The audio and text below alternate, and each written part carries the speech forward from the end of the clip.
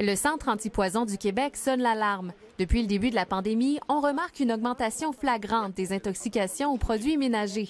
Les gens utilisent beaucoup l'eau de Javel dans le contexte actuel, on comprend, mais ça l'amène aussi donc plus d'exposition. Il faut penser que les enfants aussi sont à la maison en ce moment, donc les expositions chez les 0-5 ans sont augmentées. En effet, on dénombre 559 cas d'exposition aux produits nettoyants cette année, comparativement à 426 l'an dernier.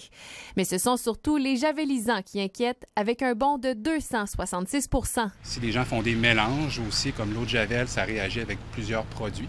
Ça peut dégager du chlore sous forme de gaz. Ça, c'est très, très irritant là, pour les voies respiratoires. Puis, on parle le désinfectant pour les mains à base d'alcool, des cas d'ingestion chez les enfants. On en a régulièrement.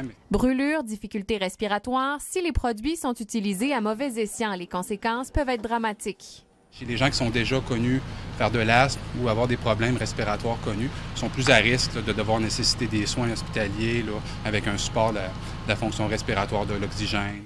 L'Ordre des chimistes et l'Association des microbiologistes tiennent également à rappeler que les produits à base d'acétone, comme par exemple le dissolvant à vernis à ongles ou bien le peroxyde d'hydrogène, ce n'est pas fait pour se laver les mains.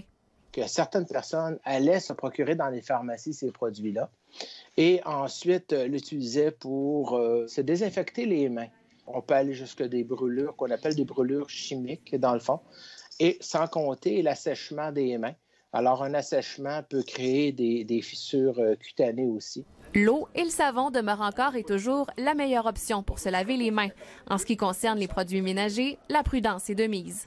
De garder les produits hors d'atteinte, de respecter les consignes de la santé publique, entre autres pour l'eau de Javel. On parle d'une dilution de eau de Javel 1 pour 9 avec de l'eau pour désinfecter les comptoirs.